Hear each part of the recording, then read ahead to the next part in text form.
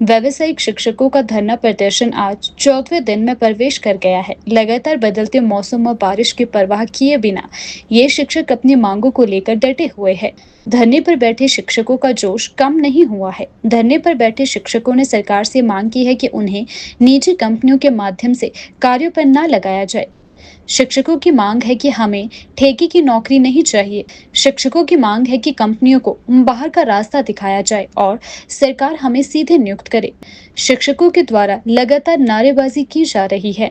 उन्होंने चेतावनी दी है कि जब तक उनकी मांगे नहीं मानी जाती, उनका आंदोलन जारी रहेगा।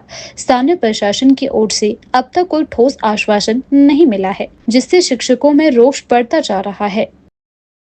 हमें 10 तारीख का टाइम दिया था, लेकिन हमने एडमिनिस्ट्रेशन लेवल पे बात की है, प्रशासनिक अधिकारियों से बात की है, हमने पूरा प्रोसेस फॉलो किया और अब हमारे पास 13 तारीख तक की परमिशन है और अगर ज़रूरत पड़ी तो एक्सटेंड करवाने के लिए भी हम लोग रेडी हैं। ये जब संघर्ष होते हैं तो इसी तरह से संघर्ष लड़े जाते हैं और हमारा संघर्ष कंपनियों के खिलाफ है। यहाँ बारिश हो, तूफान हो, आपको व्यावसायिक शिक्षक चौड़ा मैदान ही मिलेंगे जब तक कोई समाधान नहीं होगा।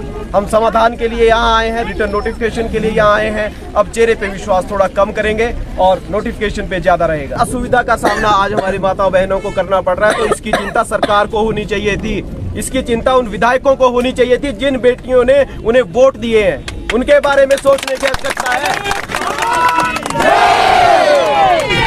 कंपनियों से कैसा डर, नारी शक्ति सड़कों पर, कंपनियों से कैसा डर, नारी शक्ति सड़कों पर।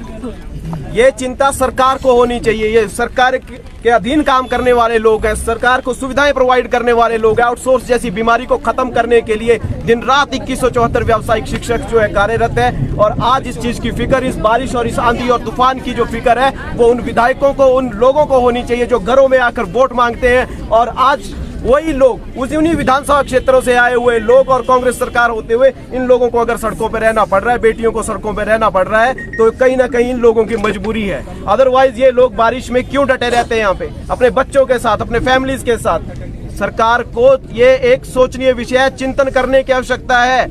सिर्फ वोट बैंक तक की बात नहीं होनी चाहिए थी। शिक्षा में राजनीति जो है अब व्यावसायिक शिक्षक बर्दाश्त नहीं करेंगे। हम लोगों ने एक पार्टी को वोट दिए, सिंगल एजेंडा पे काम किया है हम लोगों ने। हम लोग बार बार जो है इस तरह से सड़कों पे आएंगे, झूठे आश्वासन दिए जाएंगे, इस तरह की राजनीति अब नहीं चलेगी।